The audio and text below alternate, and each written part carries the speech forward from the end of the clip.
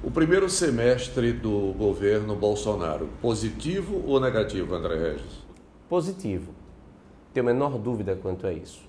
Se a gente voltar ao período eleitoral de 2018, basta lembrarmos que, de acordo com o PT, Fernando Haddad, estaríamos agora num risco para a democracia, sem governo, caos total, e não é isso que acontece.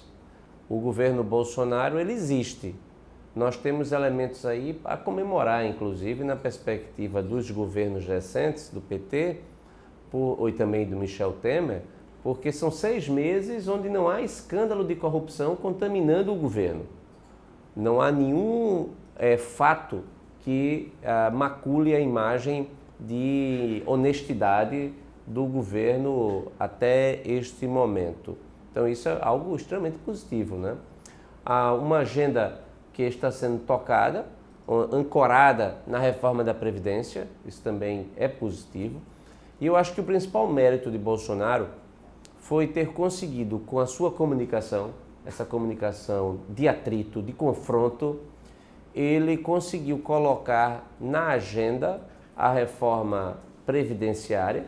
Ela está na iminência de ser aprovada na Câmara dos Deputados, mas mais do que isso, ele conseguiu passar uma comunicação efetiva ao eleitorado no sentido de que, pela primeira vez na história do Brasil, uma reforma previdenciária é vista como algo positivo, algo desejado pela maior parte da população. As pessoas estão indo às ruas, os apoiadores do presidente, pedindo a reforma. Isso é um grande feito na minha concepção. Parece que o presidente Bolsonaro ele tem 2 princípios que aparentemente ele não abre mão deles. Primeiro é a questão da vigilância contra a corrupção. Segundo, me parece que ele combate muito aquela velha ideia da velha política, do toma lá da cá. Ele está conseguindo conduzir esse processo a contento? Olha, eu acho que na questão do combate à corrupção, o êxito é grande, na medida em que, como eu mencionei, não houve nenhum caso até agora de corrupção. O ministro Sérgio Moro, ele é visto como um guardião da moralidade dentro do governo. A popularidade do ministro ainda está na estratosfera. Não foi corroída por conta desse escândalo da ilegalidade, do crime cometido contra procuradores e contra o próprio Sérgio Moro no vazamento e manipulação de informações feitas pelo The Intercept. Então, a população, muita gente foi para as ruas no último domingo apoiando o Sérgio Moro. Então, acho que o combate à corrupção, a população está entendendo como sendo algo que está em curso. Os números estão, sem o presidente ter feito nada ainda efetivo, os números da violência têm caído no Brasil, ou seja, demonstra também que talvez tenha tido um freio de arrumação na criminalidade. É muito cedo para se indicar o porquê, mas é fato que os números regrediram. Então, eu diria que sim, nesse aspecto do governo de combate à corrupção, eu diria que é bastante efetivo. Sobre esse item, as pessoas inclusive apontam um fato novo na política brasileira, que é o seguinte: em geral, a população vai para a rua para protestar contra alguma coisa, mas dessa vez há episódios de que a população está indo para a rua para apoiar o governo. Isso faz parte da forma como Bolsonaro ele atua politicamente. Ele sempre se deu bem no confronto. Então, por se dar bem no confronto, ele mantém a tropa dele ativa. E isso é algo novo. Inclusive, o PT, que é o principal seu adversário, não sabe como agir. Inclusive, eu acho que é prejudicado com essa pauta de Lula livre, essa pauta anti-Sérgio Moro, Lava Jato. Para Bolsonaro é muito bom, porque nada diz respeito ao seu governo. O PT fica preso a uma agenda do passado, onde ele já foi derrotado, e o presidente ele segue com a sua agenda e confrontando, porque é no confronto onde ele se sente confortável. O governo Bolsonaro tem apresentado alguns sinais aí de alento para a economia.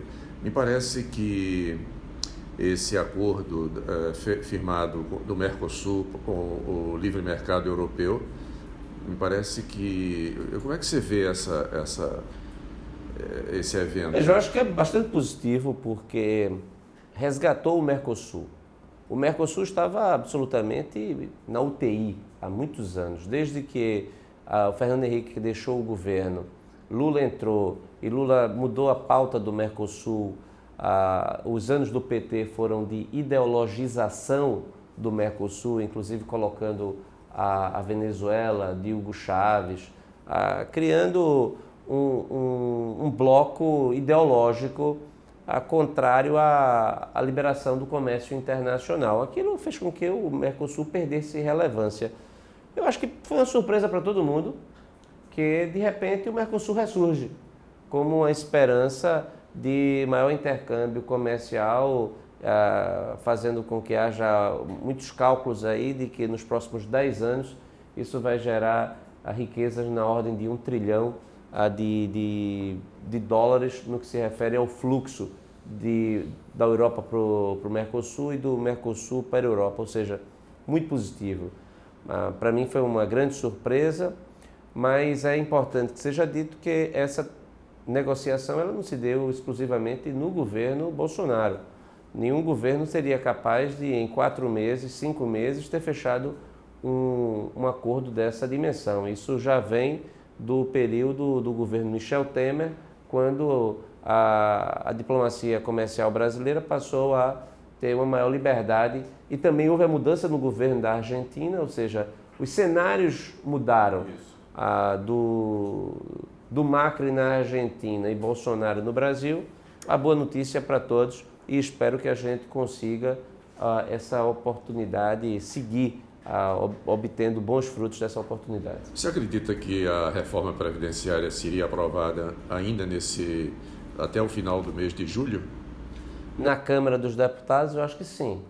Acho que a gente tem aí a perspectiva de uma aprovação na Câmara dos Deputados e, se tudo der certo, do Senado até outubro, algo próximo. Na medida em que o Senado já vai pegar uma reforma mais costurada, com toda a crítica, e eu acredito também que o Senado, por conter também, na sua formação, ter mais ex-governadores que sabem muito bem qual é o problema da Previdência, isso vai fazer com que haja uma maior facilidade. Essa reação dos governadores do Nordeste contra a Previdência? Uma grande atrapalhada, né? Assim, os governadores do Nordeste formam um bloco político contra o governo Bolsonaro, que não é nem inteligente também, porque essa unidade contra o presidente, que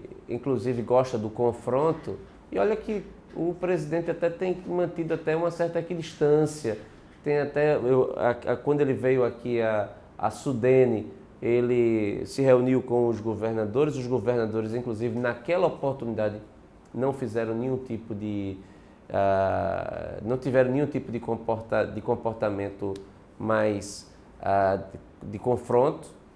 Eu acredito que os governadores estão mantendo uma posição política e se deram mal, porque na medida em que, quando eles disseram que a reforma previdenciária ela era péssima para o Brasil, ela não deveria ser aprovada, e de repente a reforma anda e o Congresso resolve retirar os governadores e os prefeitos, e quando eles percebem que eles vão ficar de fora, eles vão ter o grande dano, porque, por exemplo, o déficit em Pernambuco é de 2,5 bilhões de reais anuais, ou seja, a gente não se sustenta isso. Como é que o governador de Pernambuco vai ser contra a reforma previdenciária? Então, se não for feito no Congresso, o ônus de fazer aqui na Assembleia Legislativa será do governador de Pernambuco, assim como dos demais governadores do Nordeste, que tem essa maior associação com a pauta. E veja, também divulgaram uma nota relativa ao processo de Lula, de anulação da Lava Jato.